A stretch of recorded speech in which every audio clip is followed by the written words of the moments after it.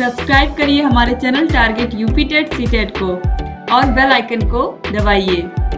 Hello friends, मैं रेनू स्वागत करती हूँ आप सभी का आपके अपने channel target UP TET CTET में। दोस्तों, आज की इस वीडियो में हम आपके हिंदी विषय के मोस्ट इम्पोर्टेंट 30 क्वेश्चंस को पढ़ने वाले हैं, जो आपके एग्जाम के लिए बहुत बहुत इम्पोर्टेंट है। क्योंकि आप सभी को पता, आप कोई भी एग्जाम देते हो तो जो सामान्य हिंदी होती है उसके क्वेश्चंस एग्जाम में आते ही आते हैं। और यहाँ पर आप टॉप 30 क्वेश्चंस देखोगे, जिसमें से अधिकतर ऐसे क्वेश्चंस होंगे जो बार बार एग्जाम में रिपीट हुए हैं। तो ये सारे के सारे क्वेश्चन आपके लिए बहुत ही इंपॉर्टेंट है। चलिए स्टार्ट करते हैं हम क्वेश्चन नंबर 1 से। और अपने फ्रेंड्स को भी इस वीडियो को जरूर शेयर कर दीजिए, जिससे अधिक से अधिक हमारे भाई बहन जुड़ करके इस वीडियो का लाभ ले पाए। क्योंकि अगर आप लोग वीडियो को शेयर करेंगे तो आपके दोस्त भी यहाँ पर आकर जुड़ करके पढ़ेंगे। और जब आप देखते हो, जब आप ग्रुप स्टडी करते हो, इस तरीके से पढ़ते हो, समूह में पढ़ते हो, तो उस पढ़ाई का फायदा बहुत ही अच्छा होता है। क्योंकि आपको ये पता होता है कि आपके साथ साथ आपके दोस्त भी पढ़ रहे हैं। जैसे आप क्लासरूम में पढ़ते हो, उसी तरीके से यहाँ पर भी जब लाइव क्लास लेते हैं हम, तो ऐसे ही लगता है कि जैसे सारे बच्चे क्लास में आकर के पढ़ रहे हैं। तो जब अधिक बच्चे रहते हैं तो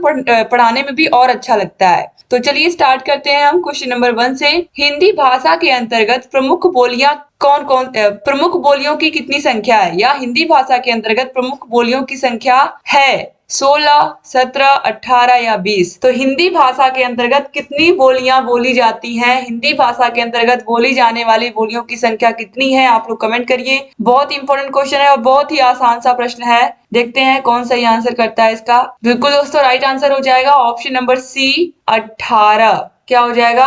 18। तो हिंदी भाषा के अंतर्गत बोली जाने वाली बोलियों की संख्या कितनी है? अगर एग्जाम में आता है तो आप क्या लिखोगे? 18। आप 18 पर सही का निशान लगा दोगे। इसके बाद क्वेश्चन नंबर 2 पे आते हैं। भारत में लगभग कितनी बोलियां बोली जाती हैं? हमारे भारत देश में कितनी बोलियां बोली जाती हैं? 500 से अधिक, 600 से अधिक, 700 से अधिक या 800 से अधिक? तो दोस्तों, यहाँ पर राइट आंसर जो हो जाएगा वो हो जाएगा ऑप्शन नंबर बी, 600 से अधिक। 600 से अधिक बोलियां हमारे देश में बोली जाती हैं। अब नेक्स्ट क्वेश्चन पे आते हैं। उम्मीद करती हूँ आप लोग को वीडियो अच्छी लग रही होगी। ऊष्म व्यंजनों की संख्या कितनी है? ये क्वेश्चन आप देखोगे अक्सर एग्जाम में आया है, और अक्सर आप जितनी भी वीडियोस आपने देखी होंगी इंपॉर्टेंट क्वेश्चंस की, उसमें ये इस तरीके के जो क्वेश्चन है, ऊष्म व्यंजन और संयुक्त व्यंजन, ये बार बार आता है। इस वजह से मैं इसको बार बार हर वीडियो में रखती हूँ, ताकि आप लोगों की प्रैक्टिस हो जाए कि अगर एग्जाम में आता है तो वो गलत ही ना हो, बिल्कुल भी गलत ना हो। तो देखिए यहाँ पर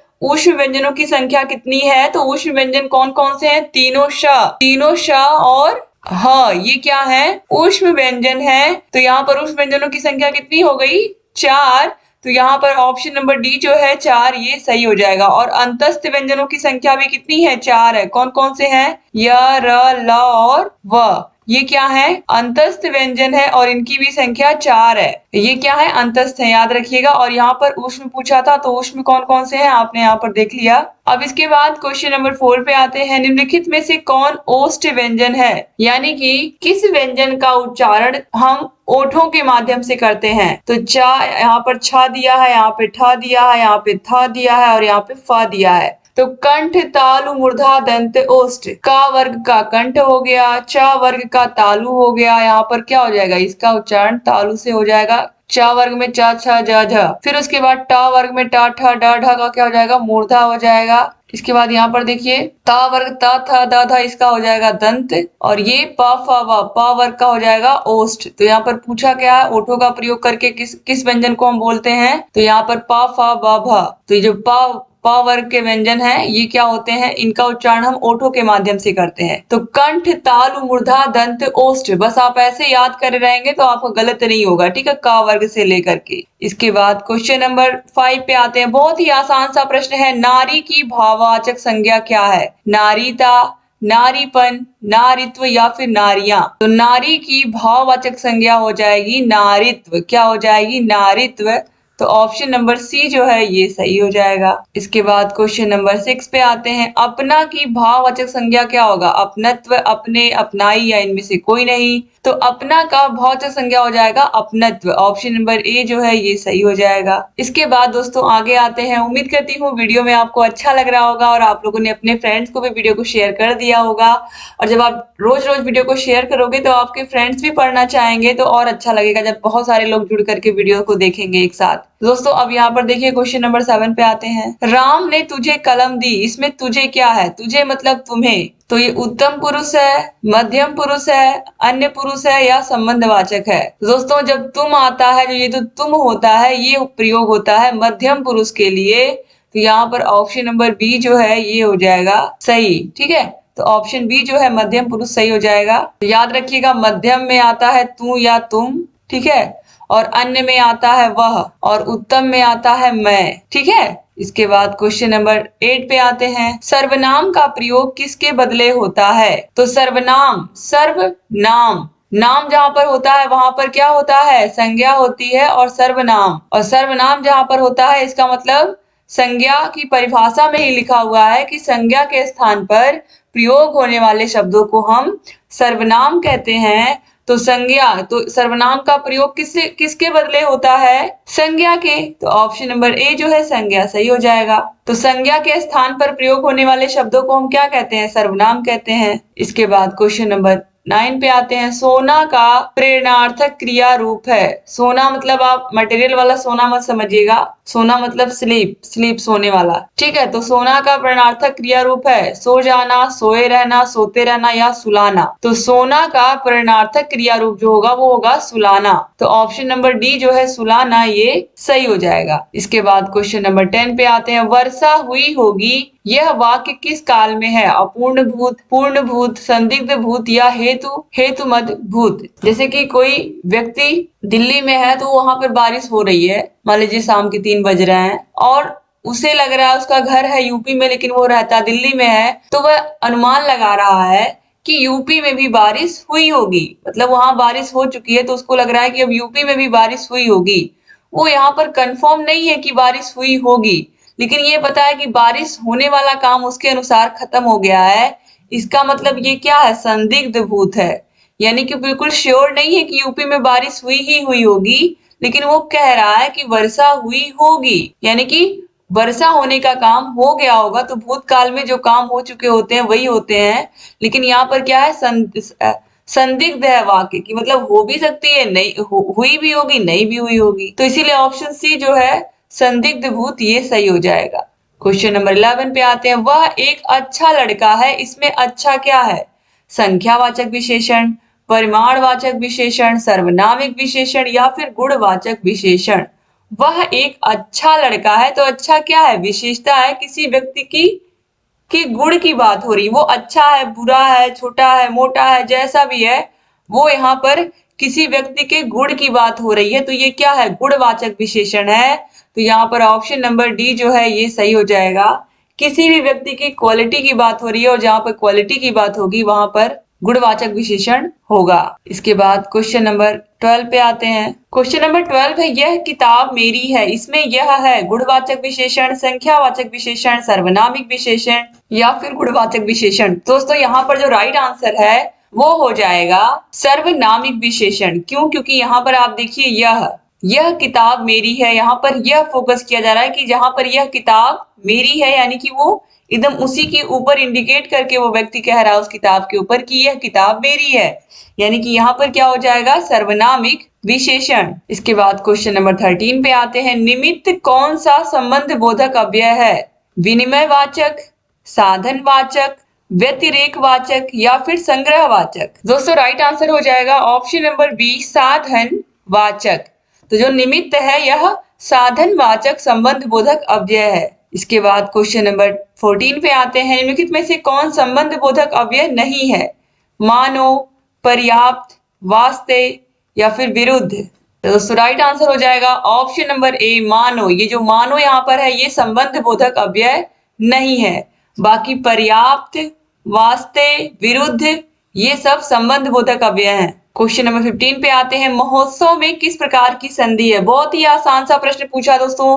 महोत्सव का जब हम संधि विच्छेद करेंगे तो ये होगा महाधन उत्सव। क्या होगा? महाधन उत्सव, और ये मिलकर के हो जाएगा महोत्सव। तो दोस्तों इसमें है, आप ध्यान से देखो यहाँ पर बड़ा आ और ऊ मिलकर के ओ हो गया है। क्या हो गया है? ओ हो गया है। तो यहाँ पर दोस्तों हो जाएगा गुण संधि। क्या हो जाएगा?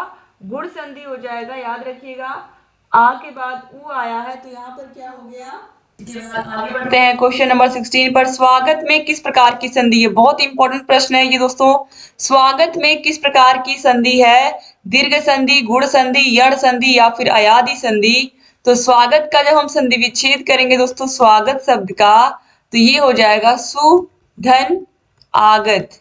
क्या हो जाएगा? सु धन आगत बराबर स्वागत के हो जाएगा। तो यहाँ पर आप देखोगे उ और आ मिल करके वाह हो जाएगा। ठीक है, यहाँ पर आप देख रहे हो वाह हो गया, तो उ और आ मिल करके वाह हो गया।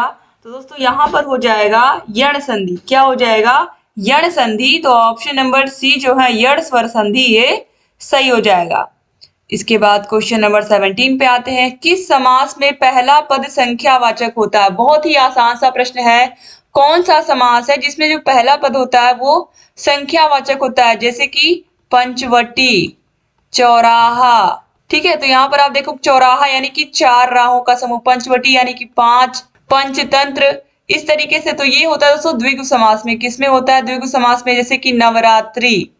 तो यहाँ पर आप देखिए नवरात्रि, नवरात्रि। तो यहाँ पर आप देखिए यहाँ पर भी 9 आ रही है संख्या आगे। तो जहां पर भी संख्या आती है वहां पर क्या होता है? द्विगु समास होता है।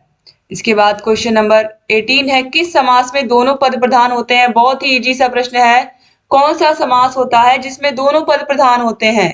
तो द्विगु, द्वंद्व, बहुब्रीहि या कर्मधारय। तो दोस्तों ये होता है द्विगु समास, ये होता है द्वंद्व समास। क्या होता है दोस्तों? द्वंद्व समास होता है। द्विगु तो भी आपने देखा है कि इसमें क्या होता है, इसमें पहला पद संख्यावाचक होता है। अब इसमें दोनों पद प्रधान कैसे होते हैं द्वंद्व समास में? जैसे कि भाई बहन, दोनों का इक्वल इंपॉर्टेंस, रात दिन या दिन रात। ठीक है, माता पिता। तो ये देखिए ये दोनों के दोनों क्या है? प्रधान है अपने आप में, दोनों की इंपॉर्टेंस बराबर है। तो द्वंद्व समास जो है ये सही हो जाएगा। अब क्वेश्चन नंबर 19 पे आते हैं।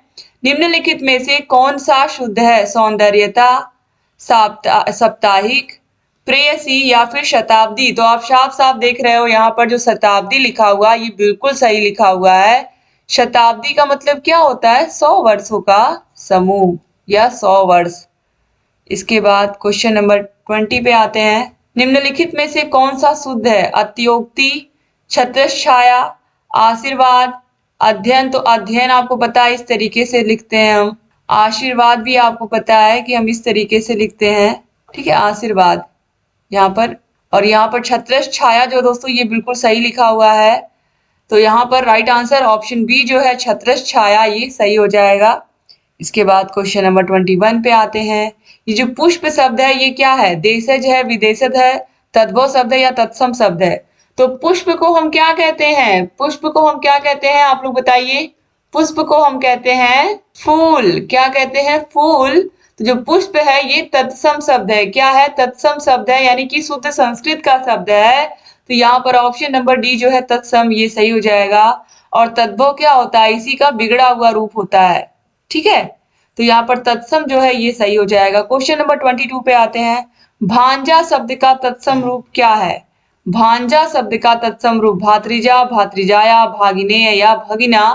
तो यहाँ पर दोस्तों जो राइट आंसर है वो हो जाएगा भागिनेय। क्या हो जाएगा? भागिनेय। ऑप्शन नंबर सी जो है ये सही हो जाएगा। इसके बाद क्वेश्चन नंबर 23 पे आते हैं।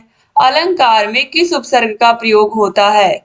अलंकार, ध्यान से आप देखिएगा अलंकार में कौन सा उपसर्ग प्रयोग हुआ? उपसर्ग कहाँ लगता है? आगे।